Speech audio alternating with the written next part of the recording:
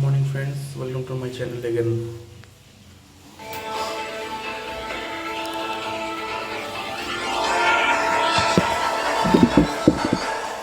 आदित्य अभी भी वहां खड़ा हुआ था और अपनी माँ को रोते हुए देख रहा था। जब उसकी माँ के आंसू पहली बार अपनी साड़ी पर गिरे तो जैसे उसके चेहरे पर से स्माइल गायब हो गई और वो मुड़कर उसे देखने लगी। उसे अपनी माँ को रोता हुआ देखकर बिल्कुल अच्छा नहीं लग रहा था, लेकिन जैसे वो उस चीज को देखने के अलावा कुछ कर भी नहीं सकता था। न तो वो अपने आप को तैयार समझ रहा था और ना ही कुछ कह रहा था। उसकी माँ उस दिन से भी ज्यादा रो रही थी जब उसके पापा और दादाजी की डेथ के बाद वो उनसे हॉस्पिटल में मिला था। जब आदित्य ने उस चीज को नोटिस किया तो जैसे उसका दिल और भी टूट गया और वो कुछ नहीं कर पाया। वो बस अपनी माँ को एकटक देख रहा था और कुछ समझने की कोशिश कर रहा था, लेकिन जैसे उसके दिमाग में उथल पुथल मच गई थी। जब वो घर से पोर्ट्रेट लेकर निकला था तब उसने सोचा था कि वो अपनी माँ को खुश कर देगा और उस चीज को देखकर वो खुश होंगी, लेकिन अब जब वो उन्हें रोता हुआ देख रहा है तब उसे समझ नहीं आ रहा कि वो इस सिचुएशन को कैसे कंट्रोल करे। वो चाह रहा था कि चीजें हमेशा उसके कंट्रोल में रहें और वो कभी भी उनकी ग्रिप न छूटने दे, लेकिन अब जो उसके सामने हो रहा था वो जैसे उस चीज पर अपनी पकड़ बनाने के काबिल ही नहीं था। और यही बात अपने मन में लगातार सोचे जा रहा था। उसे ऐसा लग रहा था कि जैसे वो जितनी भी बातें अपने घर से निकलते हुए फोटो स्टूडियो पर पहुंचकर और यहाँ पर आकर सोच रहा था, वो सारी बातें बेकार निकल गईं, क्योंकि वो इस मोमेंट में नहीं रहना चाहता था। वो नहीं चाहता था कि उसकी माँ उदास हो या फिर वो किसी भी तरह से दुखी हो, लेकिन अब जब वो उसके सामने रो रही हैं तो वो कुछ भी नहीं कर पा रहा था। उसने सोचा कि उसे अपनी माँ को मनाना पड़ेगा और कुछ न कुछ तो करना ही पड़ेगा। यही बात सोचकर वो आगे बढ़ा और बेड पर उनके पास बैठ गया। उसने उनके कंधे पर हाथ रखकर कहा, माँ प्लीज मत रोइए, देखो मैं आपके साथ हूँ और सारी चीजें सही करने आया हूँ। मैंने यही गलती की है कि अगर मैं इस पोर्ट्रेट को यहाँ पर लेकर आया हूँ तो आप मुझे कह दीजिए, मैं यहाँ से इसे लेकर चला जाऊंगा, पर प्लीज आप रोना बंद कर दो। आई नो कि मैंने बहुत सारी गलतियां की हैं, पर अब आपको रोने की कोई जरूरत नहीं है। जो होना था वो हो गया है। अब कितने टाइम तक उन दोनों की मौत को लेकर रोती रहेंगी? वो हमारे बीच में नहीं है और हमें शायद उनके इस दुख से आगे बढ़कर अपनी नई जिंदगी को एक्सेप्ट करना होगा। माँ आप मेरी बात समझ जाओ, जो मैं कहने की कोशिश कर रहा हूँ। आदित्य की माँ ने जैसे उसकी बात को सुना ही नहीं, क्योंकि वो कोई भी रिस्पॉन्स नहीं दे रही थी और वैसे ही रो रही थी। तब आदित्य को लगा जैसे वो उससे कुछ भी बात नहीं करना चाहती, और जब उसके मन में यही सोच आई तब वो वहां पर से उठा और उसने पोर्ट्रेट को वापस कील पर से निकाल लिया। वो देख रहा था कि उसकी माँ ने अभी भी उससे कुछ नहीं कहा, और फिर उसे लगा कि अब उसे यहाँ से बाहर चले जाना चाहिए, क्योंकि वही सही रहेगा।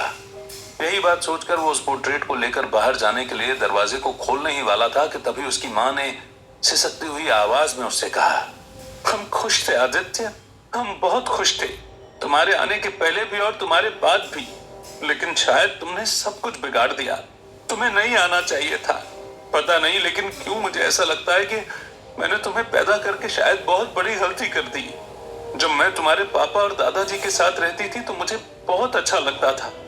तुम्हारे दादाजी मुझे अपनी बेटी की तरह ही रखते थे और मैं भी उनके साथ खुश रहती थी, इसलिए कभी भी मेरे और तुम्हारे पापा के बीच में लड़ाई नहीं हुई थी। लेकिन जिस दिन तुम पैदा हुए थे उस दिन से मानो चीजें बिगड़ने लगी। तुम अगर कुछ भी करते तो मैं तुम्हारे पापा से लड़ लेती थी। अगर तुम्हारे पापा को कोई बात बुरी लगती थी तो वो मुझ पर चिल्ला देते थे और फिर हमारी लाइफ ऐसे ही होने लगी। धीरे धीरे करके तुम शरारत करते रहे और उसकी वजह से हम दोनों के बीच में दूरी आने लगी। कभी वो मुझ पर चिल्लाते थे, कभी मैं उन पर चिल्लाती थी, और जैसे हमने इस लाइफ को एक्सेप्ट कर लिया था। पर कभी भी मैंने वो आंच तुम पर नहीं आने दी, क्योंकि मुझे हमेशा यही लगता था कि अगर तुम्हारे पापा तुम पर चिल्लाएंगे तो वो तुम्हें बिल्कुल अच्छा नहीं लगेगा, और मैं तुम्हारे पापा को ऐसे नहीं करने देना चाहती थी, क्योंकि मुझे पता है कि उस चीज का पेन किस तरीके से फील होता है। अगर वही बात होती रहती तो शायद तुम एक दिन अपने पापा से नफरत करना शुरू कर देते और फिर सारी चीजें बिगड़ जाती। जब माँ ने यह बात कही तब आदित्य वहीं पर खड़ा हो गया और उनकी तरफ देखने लगा। उनकी आंखों से अभी भी आंसू टपक रहे थे, लेकिन वो बस सब आदित्य की ओर देख रही थी और अपने रोने पर फोकस नहीं कर रही थी। तब उन्होंने उसकी तरफ देखकर ही आगे कहा, लेकिन शायद मैं बेवकूफ थी जो इस बात को सोच ही नहीं पाई थी। अगर चीजें बिगड़ना नसीब में था तो वो तो तुम खुद भी कर सकते थे। जैसे जैसे तुम बड़े होते गए तुमने अपनी एक नई सोच डेवलप कर ली और शायद उसकी वजह से ही चीजें और कॉम्प्लिकेट होती गईं। जहां तुम्हारे पापा से तुम्हारी लड़ाई होने लगी वहीं तुम्हारे पापा को तुम्हारा बिहेवियर समझ ही नहीं आया और ना ही वो इस चीज को समझ पाए कि वो तुम्हें कैसे हैंडल करें। इसीलिए हमने तुम्हें बोर्डिंग स्कूल में डाल दिया। जब तुम बोर्डिंग स्कूल में रहते थे तब मुझे बुरा तो लगता था, लेकिन मैंने बस एक चीज को नोटिस किया कि धीरे धीरे करके मेरा और तुम्हारे पापा का रिश्ता पहले जैसा हो गया था और हम अच्छे से बात करने लगे थे। हमारे बीच कोई लड़ाई नहीं होती थी और ना ही कोई नोक झोंक होती। उस चीज से मुझे बहुत अच्छी फीलिंग आती थी, पर मुझे भी यही लगता था कि बेचारा मेरा बेटा शहर से दूर है और शायद मुझे याद करता होगा और मैं तुम्हें फोन करती थी तो तुम भी मुझसे अच्छे से बात नहीं करते थे। मुझे ऐसा लगता है कि शायद मैंने तुम्हें पैदा करके जिंदगी की सबसे बड़ी गलती कर दी है, क्योंकि शायद तुम्हें कभी समझ नहीं आएगा और कहीं ना कहीं तुमने ही मेरी जिंदगी को खराब कर दिया।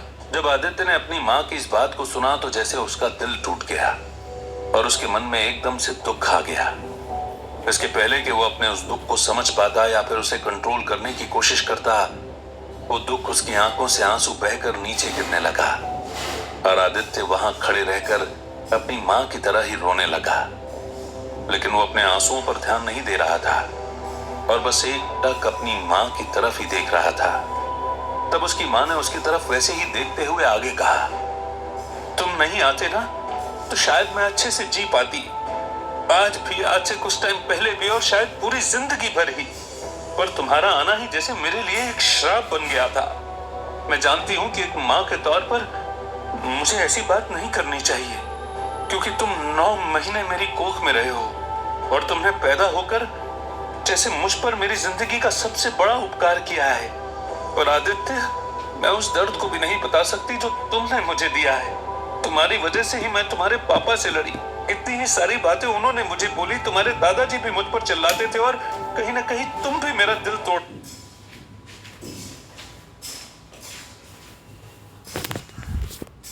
क्योंकि तुम 9 महीने मेरी कोख में रहे हो और तुमने पैदा होकर जैसे मुझ पर मेरी जिंदगी का सबसे बड़ा उपकार किया है। और कहीं ना कहीं तुम भी मेरा दिल तोड़ते थे। तब मेरा कौन था आदित्य, तुम खुद बताओ। न मेरे माँ बाप जिंदा थे, न मेरे भाई मुझसे बात करते थे, तो मैं कहाँ जाती। मुझे बस ऐसे लोग चाहिए थे जो मुझे समझ सके।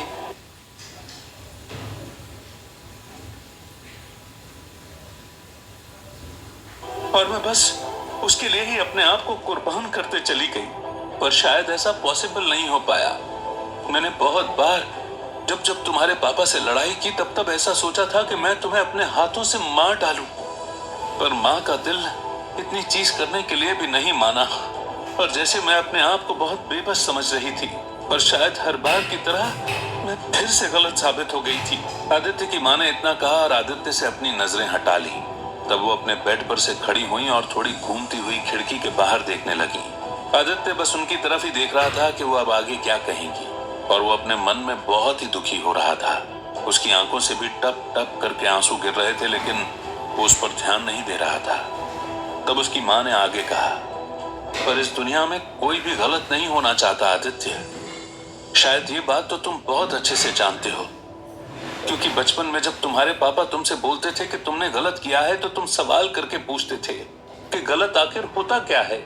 गलत कुछ नहीं होता, ये तो शायद हमारे मन का परसेप्शन होता है कि हम चीजों को नेगेटिव और पॉजिटिव में फिट कर देते हैं। और तुमने जो मेरे साथ किया है मैं उसे कहीं भी फिट नहीं कर सकती। रिश्ते बिगड़े, चीजें बिगड़ी और शायद मेरी जिंदगी भी बिगड़ गई, जिसे मैं समझ ही नहीं पाई। पर फिर भी मुझे उम्मीद थी कि एक दिन ऐसा जरूर आएगा जब सब कुछ सही हो जाएगा। लेकिन शायद मैं इस बात को तुम्हें बताना भूल गई थी और इसीलिए तुम उस चीज को समझ नहीं पाए।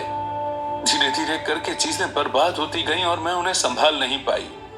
और जब तुम हमारी जिंदगी से चले गए तब मुझे बहुत अच्छा लग रहा था, और जब तुमने शादी करके यहाँ पर सेटल होने का फैसला किया तब मैं और भी खुश थी, क्योंकि मैं तुम्हारे पापा के साथ अच्छे से रह रही थी। तुम सोचते होंगे कि जब तुम यहाँ थे तो मैंने कभी तुमको फोन क्यों नहीं लगाया, क्योंकि किसी को तुम्हारी याद नहीं आती थी आदित्य। मुझे पता है कि तुम्हें ये बात सुनने में थोड़ा अजीब लगेगा, पर हम शायद बहुत पहले से ही तुम्हें अपनी फैमिली से बेदखल कर चुके थे, क्योंकि हमारे हिसाब से तुम एक गलती थे जिसे हम करके भूल गए थे और बस हम उसी तरीके से जीना चाहते थे। पर शायद तुम्हें उस बात का यकीन नहीं हुआ। तुम्हें यकीन नहीं हुआ कि हम खुश हैं, इसलिए तुम घर वापस आए और तुमने गौतम वाला नाटक किया और अपने दादाजी को हार्ट अटैक दे दिया। मैं अपने पिता को पहले ही खो चुकी थी और इसलिए मैं तुम्हारे दादाजी को नहीं खोना चाहती थी। और तुमने जो किया वो शायद उस चीज को सहन नहीं कर पाए। और मैं तो अभी भी कहती हूँ कि उनकी मौत के पीछे का कारण तुम ही हो। चाहे तुम कितनी भी बार यही बात कह लो कि तुम उन्हें बचाने आए थे या फिर तुमने उन्हें बचाने की पूरी कोशिश की, और तुम उस चीज को भूलना मत कि अगर उन दोनों की मौत हुई है तो उसका इल्जाम जन्म जन्मांतर तक तुम्हारे ही सर रहेगा, क्योंकि शायद तुमने ही पैदा होकर सबसे बड़ी गलती कर दी और हमने तुम्हें पालकर जैसे नरक में अपना नाम लिखवा लिया। आदित्य ने जब ये बात सुनी तब वो जैसे अंदर से टूट सा गया। उसके हाथ और पैर अब इतनी हिम्मत नहीं दिखा पा रहे थे कि वो खड़ा रह सके, इसीलिए वो अपने घुटनों पर नीचे बैठ गया और अपनी माँ की तरफ देखने लगा। वो फूट फूट कर रो रहा था और उसकी माँ उस पर बिल्कुल भी ध्यान नहीं दे रही थी। वो बस खिड़की के पास खड़ी हुई किसी चीज को देख रही थी और आदित्य बस उन्हें देख रहा था। उसे उनके किसी भी शब्द पर विश्वास नहीं था, लेकिन उसे ये पता था कि जिस तरीके से उसकी माँ ये सारी बातें बोल रही है वो बिल्कुल सही है। वो नहीं कभी सुशील से नहीं लड़ता और शायद कभी सुशील उसके पापा और दादाजी को नहीं मारता।